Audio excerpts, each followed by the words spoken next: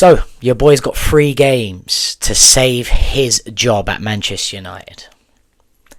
Guys, I've been very consistent since I started this YouTube thing. Some of you have been here since the very start, which is about 3-4 months ago. Some of you are new to here, right? So I need to recap, like, especially for the new guys and even for the older guys, like that have known everything I've said. They've known my stance, they've known my views. And for the new guys that have just arrived here that are thinking like, you know, I'm just a negative guy, I just ran, I'm this and that. From the very beginning of starting this, it was pre-season when I started doing David Speaks Football. And from the Leeds game, the Everton game, the Fiorentina game, I saw no improvements in this team. I've got videos, I've got clips. I'm going to pop a few of them up on the screen here. Just a few clips of them so you can see this is not me just waffling. This is not just me using hindsight. I say what I see and what I feel. Right? I'm going to start from the very beginning with these clips, okay? But before I get to that, I was on Straight Facts last week. I'm going to play this clip here. I even posted this clip, so most of you have seen it, right? I was on Straight Facts on the Football Terrace last week, and Terry, the host there, you know him, you all know him, asked me how I felt about Man United, Man City. I laughed, and I said we're a disgrace at the moment, and we'll get comfortably beaten. All the comments, everyone in the comments, even Terry himself thinking I hate Amorim and I dislike Manchester United, I'm always negative. All the comments saying to me, support Man United. Mate, I support Man United. I support Man United.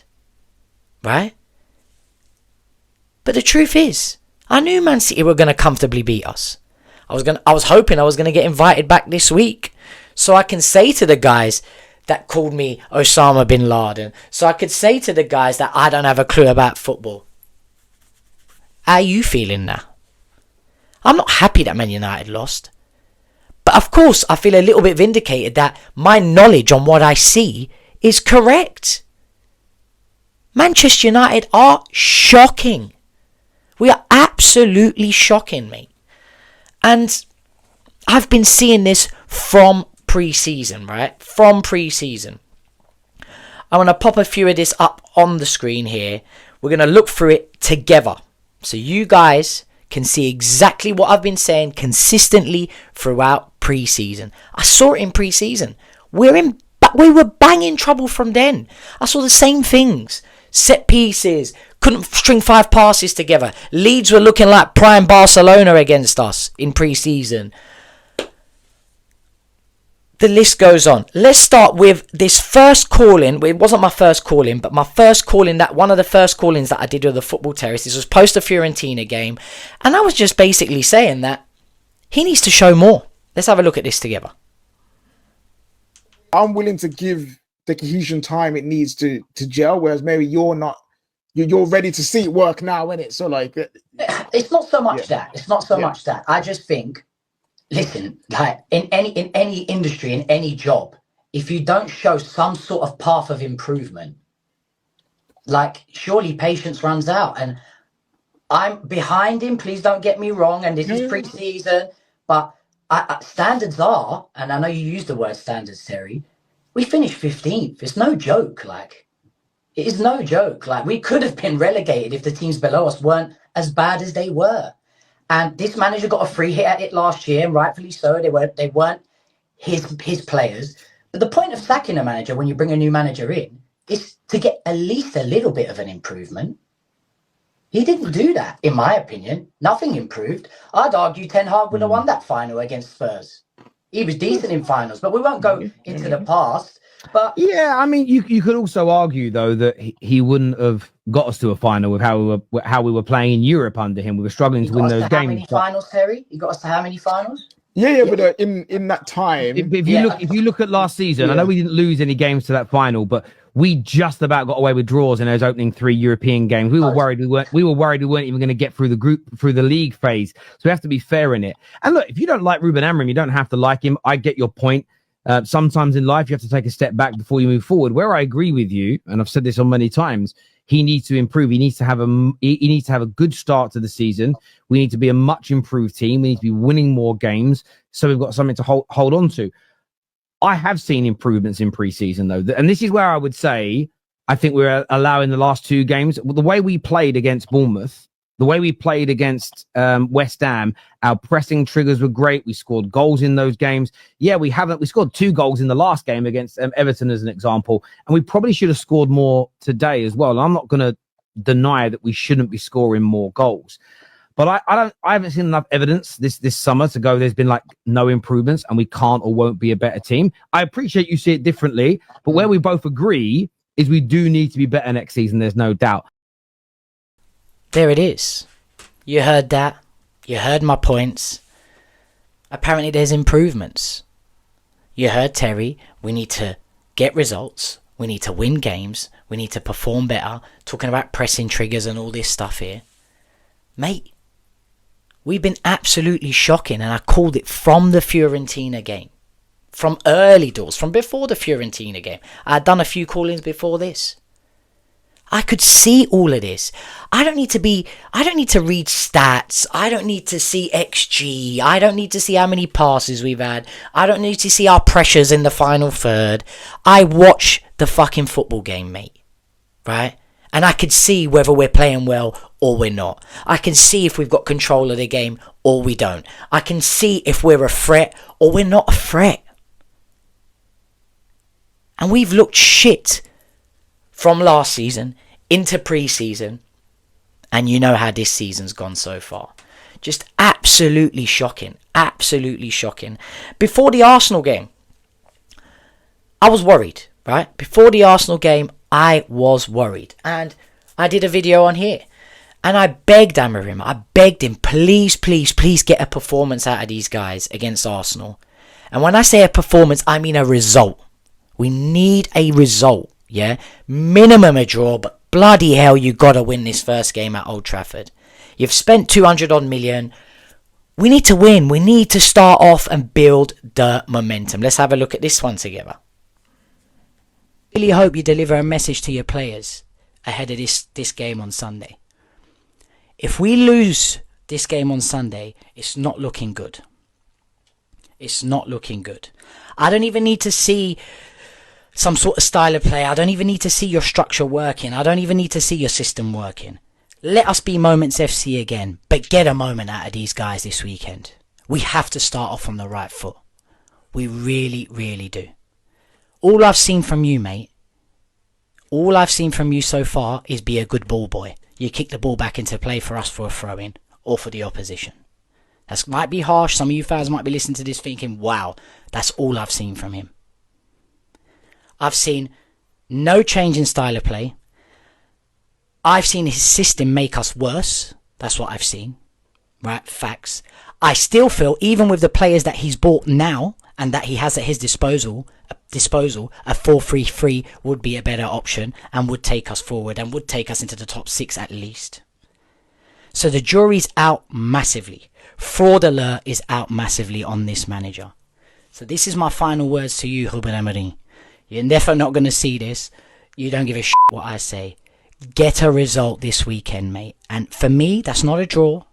That's a win. You've seen my prediction. 1-0 win. Dorgo or Ahmad crosses the ball onto Sesko's head and we win. That's all I want to see this weekend. This is before the season started. I'm talking about the 4-3-3. I'm talking about style of play, his system. There's me guessing that Sesko was going to fucking start. We played false nines for the first 3-4 games. We lost to Arsenal. Everyone knows that.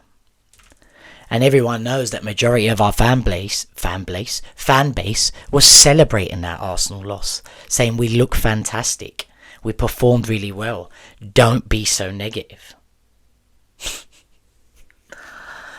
My argument, and I'm going to play this clip in a second. I went on the football terrace straight after that game. I was livid. We conceded from a set piece again. All pre-season we had these set piece problems against Fiorentina. We conceded another one against Arsenal. We conceded set pieces against Grimsby. I did a video on this completely separate. we have been 2 seasons in a row the worst for set pieces. Yet we had our own fan base celebrating a loss to Arsenal. I said, wake the fuck up. What are we celebrating? It's embarrassing. We're at home. The manager played 7 midfielders. Of course we're going to win the ball back quickly. You got Mason Mount doing his intervals up top. That's all he does. And it's the reason he's injured all the time, guys. It's the reason he's injured all the time. The guy runs like Mo Farah. The geezer's rapid. He's fit. But his body can't hack it. And he's injured again. So why play these players that are consistently injured? Luke Shaw included. How we've got Luke Shaw in the team in 2025. I touched base on this in previous videos also. And what did I say about these guys? They're made of quavers. They're what's-its. Right? Their style of play, the way they play football, they will melt. They will get injured. And you're putting these players ahead of other players that could get a run of form in the team. It's just ridiculous. Mate, I get so upset looking back on these videos because I've been saying it. And all I get is negative reactions that I don't know what I'm fucking talking about. And I'm too emotional. How has everything I've said come true? Everything I've said is correct. Have a look at this video. This is post-Arsenal game on the terrace. Completely. I'm going to jump to David next. David's a Man United fan. Thanks for coming on the show. Man United's midfield, still a big problem for us today, you feel? Mate, last time I came on the show, I said I'd seen no improvements in pre-season. And guess what? Here I am today, and I'm going to tell you the same thing. I see no improvements. But let me explain myself before everyone's like, what? What do you mean? Let me explain myself. For the last 2 seasons running, we've been the second worst in the league for conceding from set pieces, right? I'm pretty sure last season against Arsenal, we conceded 2 set pieces that won them the game. It was an absolute mess. It was when Arsenal were going all to the front post, back post, right? In pre-season, the last game against Fiorentina, everyone saw that set piece we conceded. Pre-season is for what? To give you red flags. If you see red flags, learn from it. What happened today? Again, first thing, we concede from a set piece. I hear Bayern. I hear everyone saying that the only keeper worse than Onana is Bayern. If you know you've got a weakness, protect your weakness, right? Why are you letting an Arsenal player get on top of the goalkeeper? So I ain't going to fully blame Bayern for that. Help him. Don't let Arsenal bully you again. Learn from last season. So for me, again, Amorim, why have you not fixed this? You had a red flag against Fiorentina. You had that red flag against Arsenal last year. Here we are again. This man, you guys all saw the stat on the TV. Don't act like you didn't see it. It said 27 Premier League games, 7 wins. It's disgraceful. It's disgraceful, mate. The starting lineup, I nearly lost. I'm going to pause it there because I'm not going to go on now. I'll go on to the starting lineup and everything else. We're now at 31 games, 31 points. I think it's 31 games, 8 wins. It's not got any better. We've only won once this year with a last-minute penalty against a newly promoted Burnley. It's fucking ridiculous. And listen, I'm going to play this clip. I touched base on it earlier, but I'm going to play it just as a reminder.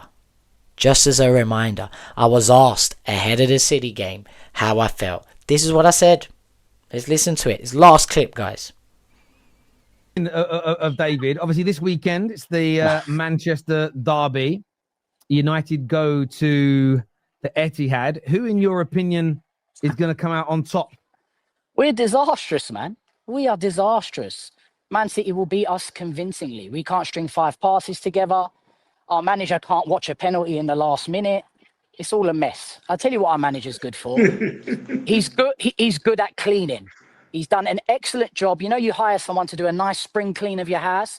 In this occasion, it's a summer clean he's done. He's been fantastic at that. But as a coach, he's absolutely shocking. It's a matter of time before this geezer is gone. And I'm glad Marinakis...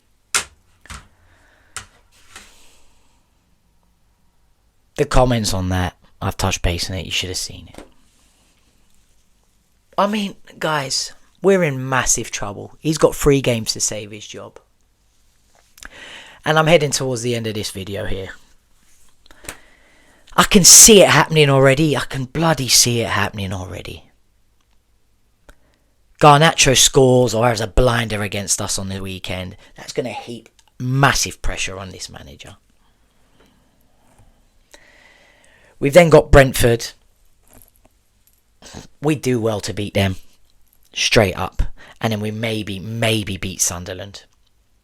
That's the 3 games there. I feel like if we lose those first 2 games, so Chelsea and then Brentford, obviously the 3rd game will be Sunderland. He has to win that to save his job. I think he does win that. I think he loses both of these.